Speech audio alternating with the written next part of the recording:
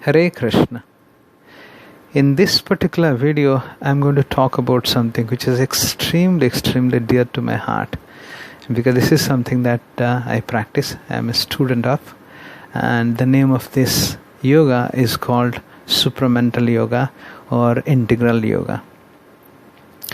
And it's extremely dear to me because it was propounded by my spiritual teacher, SriAurobindo, who also I worship as the divine incarnation. So it's very emotional, and it's very dear to me. So let me explain the concept of why it is integral yoga or supramental yoga.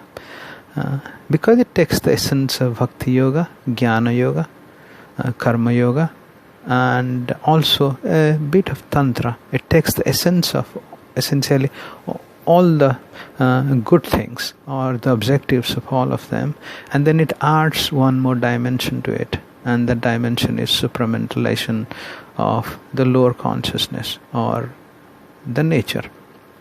So let me explain, it will become clearer. It is a little bit profound and people find it too mysterious. They really don't know what it is all about.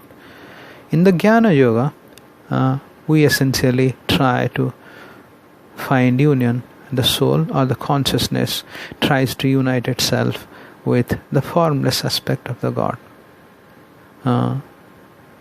Nirakar Brahma, all-pervading Brahman or Atman or Paramatman. In the Bhakti Yoga, the soul tries to unite with the loving form of the God, the personal form of the God. In Karma Yoga, the yogi does everything for the love of God. So it offers it to work as a yajna at the lotus feet of the Lord. It does everything to make the Lord happy, at the service of the Lord. So it considers itself to the servant of the Lord. So these three essential concepts it takes into account in supramental yoga or integral yoga. It also takes into account something which is important in Tantra, which considers the divine has two aspects. One is the Brahman, the other one is Sakti. And the Sakti or the energy of the Lord, which creates everything, it is all blissful, it's Anandamaya, but all the manifestations happen because of the Sakti. The Brahman is Nirakar, Nirguna. It takes Saguna Rup, or it takes attributes, or it manifests in the creation because of the Sakti, which is little bit becomes tricky. But again, that Sakti is what we worship as Radha, as Kali, as Durga, as Sita, as Parvati. This is the Sakti, and the Brahman is Nirakara and Nirguna.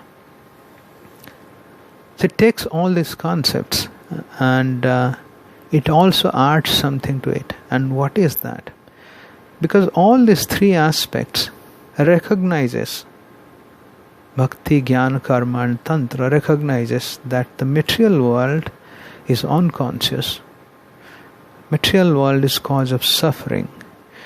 Hence the soul's association with Brahman, either as Sakar, formless Brahman, or Brahman with form, is the only way to experience bliss and end suffering. So in all of them, the final objective is to somehow dissociate yourself with the world and associate yourself with God.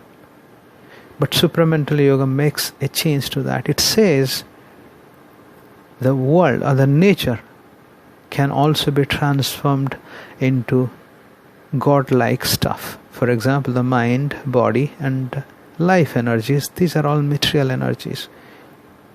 These material energies can also be transformed by the energy of the Lord into spiritual stuff. So now, if that can be done, then how do we really practice it? The practice is very simple. The integral yoga or supramental yoga cannot be practiced through individual effort. It is impossible. it can only be practiced by surrendering oneself to the energy or the Sakti or the Paraprakriti, the internal energy of the Lord. So Sakti or the Divine Mother becomes the paramount important in this particular yoga sadhana. So if a devotee or a disciple does not have intense devotion or love for the Divine Mother or the Parasakti, whether you call it Kali, you call it Lakshmi, you call it Durga, you call it the Divine Mother, in any form, then this yoga is impossible. So to start this yoga, one has to surrender oneself to the Divine, which is all pervading, omnipotent, omnipotent, which is called Satchitananda, and to the Sakti. So what happens when the jiva or the individual surrenders himself completely, then, and also with loving devotion, prays and meditates on the Divine Mother? The divine energy starts entering into him. So divine energy starts descending into him, and this descent is called the supramental descent. And as the divine energy descends into him, it purifies his consciousness first. Second, it liberates his consciousness. So the soul experiences, first thing the soul experiences is, when the liberation happens, is union with Saka, Nirakar Brahma, who is the Jnani's experience. So that's the first experience, true experience, when the descent happens and the heart is purified and the soul is released from the grip of material energy. So it gets all the benefits of jnana. The second thing is that the divine energy pours divine love into the soul, and as a result of which it also has union with the personal form of God. And that is the ultimate objective of Bhakti Yoga. So first, he achieves what the Jnani tries to achieve, union with Nirakar Nirguna Brahma, the formless aspect of the divine. Second, he achieves what Bhaktas try to achieve, is union with the form of the personal form of God, which is Ananda Brahma. And then the third thing that happens, which is not there in any other yoga teachings or in any other yoga practice, is his own vessel, his body, his mind, his entire consciousness, the whole vessel within which the spirit is established, gets transformed into spiritual stuff. So he experiences intense bliss even while he is actively engaged in all kinds of material work, whether he is working in the office, he is doing any intense work. The bliss of the God is never removed from him. He is constantly in a state of bliss and in an intense state of peace while doing everything in this world. He does not want to run away from this world to find fulfillment in God. He not only realizes God, he also fulfills God in his own life. And that is the purpose of Supramental Yoga. It is realization of the divine in both formless and in form, and fulfilling the divine in his life, body and mind. So it's really, really a beautiful thing. The primary importance for the practitioner is complete surrender to the Divine Mother and the Supreme Divine. That's the only requirement. The only requirement is complete surrender to the Supreme Divine, the Lord Himself, and His Sakti, which is Divine Mother. And with loving devotion in his heart and with stilling his mind, he meditates and prays on the Divine Mother. And when the Divine Mother becomes pleased with his devotion and his prayers, the divine energy starts pouring into him. And when the divine energy pours into his vessel or his body, it purifies his heart, it purifies his mind, it purifies his consciousness, and the soul is released or liberated.